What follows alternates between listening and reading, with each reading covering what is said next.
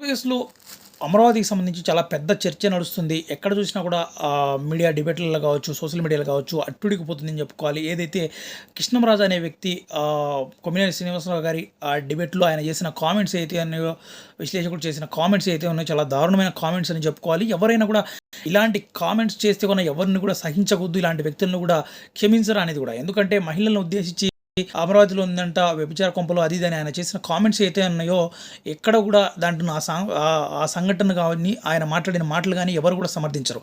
డెఫినెట్గా ముమ్మాటికి తప్పే. ఎందుకంటే రాజధాని అనేది ఆంధ్రప్రదేశ్ ప్రజలు యావత్ ఆంధ్రప్రదేశ్ ప్రజలకు సంబంధించింది.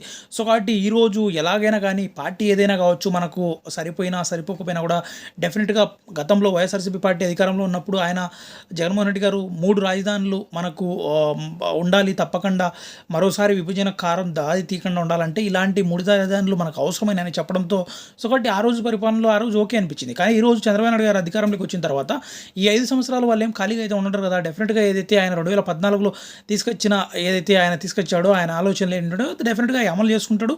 ఈ ఎందుకంటే గతంలో చేసిన తప్పు చేయకుండా ఈసారి తప్పకుండా వీళ్ళు దగ్గర దగ్గర 70-80% పూర్తిగా కూడా చేసే అవకాశం కూడా ఉంది. ఎందుకంటే వాళ్ళకి సంబంధించిన వాళ్ళ ప్రయోగాలు వాళ్ళకు సంబంధించిన ప్రయోగాలు వాళ్ళకు ఉన్నాయి. వాళ్ళకి ప్రయోజనాలకు చాలా ధీటుగా 100% ప్రయోజనాలు వాళ్ళకు దక్కేటివి ఉన్నాయి కనుక వాళ్ళకి సంబంధించిన వాళ్ళకు.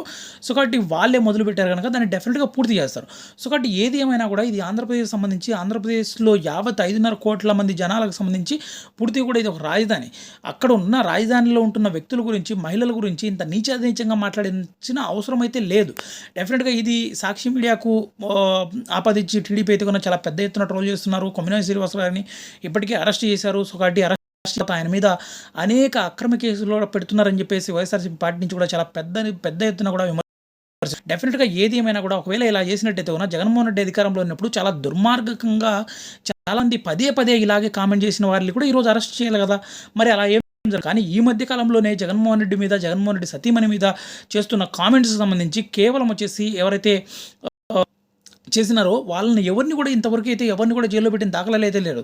ఆ కిరణ్ అనే ఒక వ్యక్తిని మాత్రమే జైల్లో పెట్టారు. ఆ తర్వాత తనకు బెయిల్ వచ్చింది, బయటకు వచ్చాడు, ఇదైపోయింది. తనతో పాటు అనేక మంది సీమరాజ కావచ్చు, ఆర్పి కావచ్చు చాలా దారుణమైన కామెంట్స్ అయితే కూడా చేస్తున్నారు. వైఎస్ భారతిరెడ్డి గారి గురించి కావచ్చు, వైఎస్ఆర్సీపీ పార్టీలో ఉంటున్న మహిళలను ఉద్దేశించి కావచ్చు పదే మాట్లాడుతున్నారు.